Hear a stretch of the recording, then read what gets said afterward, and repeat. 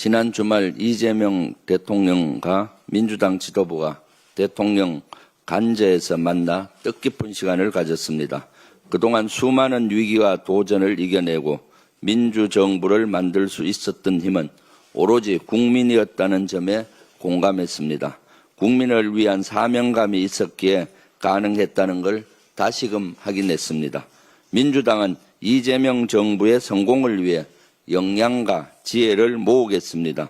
대통령 관저 내 일부 공간도 둘러봤습니다.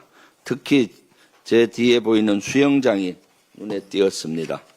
윤석열과 김건희 부부가 서울 한남동 대통령 관저에 입주한 뒤에 설치한 것으로 보입니다. 이 직사각형 시설물은 단차를 두고 점차 깊어지는 구조입니다. 가장 깊은 곳은 한 50에서 1m 정도로 보였습니다. 길이는 5에서 6m 정도로 불과합니다. 이 때문에 강아지 수영장이 아니냐는 추측이 설득력을 얻고 있습니다. 한겨레 보도에 따르면 윤석열, 김건희 부부가 관저에 입주하고 8개월 뒤인 2023년 6월부터 물 사용량이 급증했습니다. 지난 4월 4일 윤석열이 파면된 뒤 관저에서 퇴거하지 않던 기간 수돗물 사용량이 터무니없이 많다는 의혹 또한 제기된 바 있습니다. 강아지 수영장과 무관치 않아 보입니다. 윤석열, 김건희 부부는 재임 당시 강아지와 고양이를 여러 마리 키운 것으로 알려졌습니다. 이들 부부는 수영장 외에도 500만 원짜리 캣타워 의혹과 2천만 원 흰옥기, 편백나무 욕조 의혹도 받고 있습니다.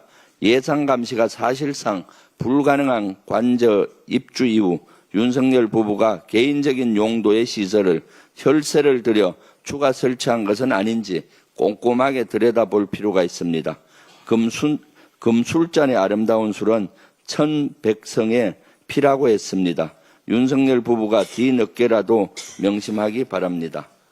어제 한겨레 보도에 따르면 서울시가 극우단체 리틀 스쿨이 주관한 행사에 1,520만 원, 리박스쿨이 주관한 행사에 1,520만 원을 지원한 것으로 드러났습니다. 특히 해당 행사에서는 일본의 식민 지배는 이미 정부 간 협약으로 정리된 얘기라 하거나 한국은 식민지 시기에 이룬 발전이 많다는 등 식민지 근대화론에 기반한 주장이 쏟아진 것으로 알려졌습니다. 리박스쿨은 자송군, 일명 자유손가락 군대라고 하는 댓글팀을 운용하며 여론을 조작한 의혹을 받은 단체입니다. 이런 곳에 우리의 혈세가 투입된 겁니다. 서울시는 모로세로 일관하고 있습니다. 지원단체가 1년에 100개 가까이 되기 때문에 몰랐다는 겁니다.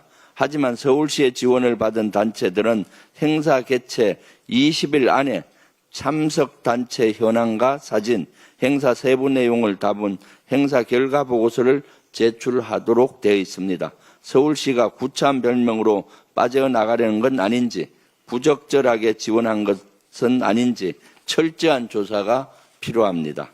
끝으로 우리 헌법 84조에 명시된 대통령 불소추 특권에 대해 말씀드리겠습니다.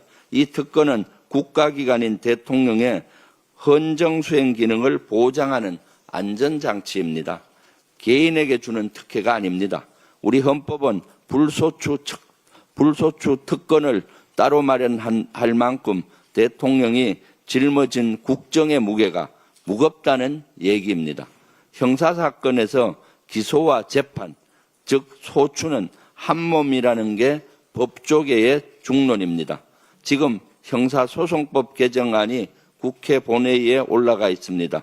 헌법상 불소추 특권과 실제 재판 운용 사이의 충돌을 미연에 방지하기 위한 확인적 입법입니다. 개인의 특혜를 위한 입법이 절대 아닙니다. 대통령이 취임 이전에 재판 중인 사건이나 재임 중 고발 사건에 사사건건 휘말리면 국정 운영을 제대로 할 수 있겠습니까? 국민의힘은 들으십시오. 대통령 당선은 국정 운영에 전념하라는 국민의 선택이자 국민의 명령입니다. 이상입니다.